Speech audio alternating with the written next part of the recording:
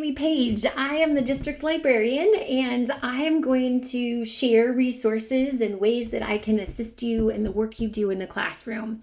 This resource is probably way more information than you need and can use right now, since you're just kicking off your new year in a new place and a new school district. But pull it up later when you can wrap your brain around it. If you forget where it is or need help, just contact me and I can support you in whatever way I can. And if I can't, I'll find somebody who can. I have a buddy, Melissa McGill, who is a catalog specialist. You'll see her in libraries around the district adding new books to the catalog, and she does the same thing for resources as well. She's lovely.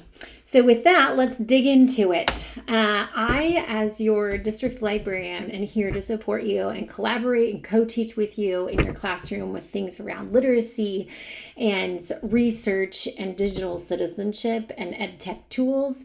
If you need assistance curating resources, for example, or learning or teaching your students maybe one of the resources that I share in this presentation, I can come into your classroom and teach it. You can learn along with your students, so it's not a lot of extra time for you to learn the resource or whatever research tool that I'm sharing. So there's a lot on this list.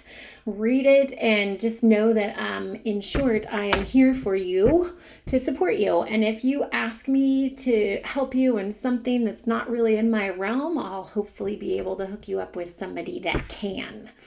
So I do create a few resources to help support you in the work that you do and share via email every Friday in your inbox at some point.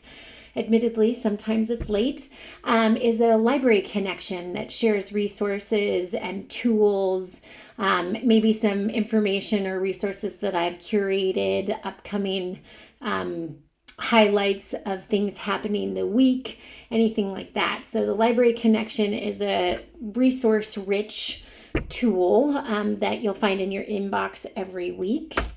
I also write a monthly newsletter and share that, and it is full and shares things happening in libraries across our district in the Eugene Public Library, and also lots of different resources and tools, highlights whatever monthly celebration. So in September, we've got Hispanic Heritage Month, so there might be resources around that you could share with your students as well. And I just highlight other tools that might be useful for you as well. So that's once a month. I usually try to get it out before the first of the month. This library menu of services will help you to just know how I can support you in your classroom. If you click on that link on the image, it'll pull up a menu and give you ideas for how I can support you. These choice boards I create monthly as well, and they are just full of online tools for that are centered around technology, making, coding, reading, of course, and then also whatever monthly celebrations there are as well. Sora is our district digital library. So students will need to know and have access to their 4J username and password. For littles, I totally get this is admittedly daunting. I've come into a lot of classes to help students get up and running in this. I introduce it. But teachers, if you could, please provide your students with their 4J username and password. Make sure their parents have it as well so that they can access these books. There's K-12 awesome ebook, audiobook collection. A lot of the books in here aren't even in school libraries yet. So it's a really current, diverse collection that I would love to get all our students access to. During COVID, I started doing virtual field trips just to help provide another resource for students. They're around our community mostly, but this is a collection of those. And though I would have loved to continue it, I don't have as much time as I did then. But I do offer myself up if anybody does want to have a classroom specific virtual field trip. Say you really want to learn about a space, but you can't get approval to go visit, I probably can, or could try. It's different having one person come in versus a whole class. So maybe it's something I can collaborate with you on. So just keep that in mind if that's of interest as well. Destiny Discover is our library catalog, so students can get on here and search to find what books they have in their library at their school.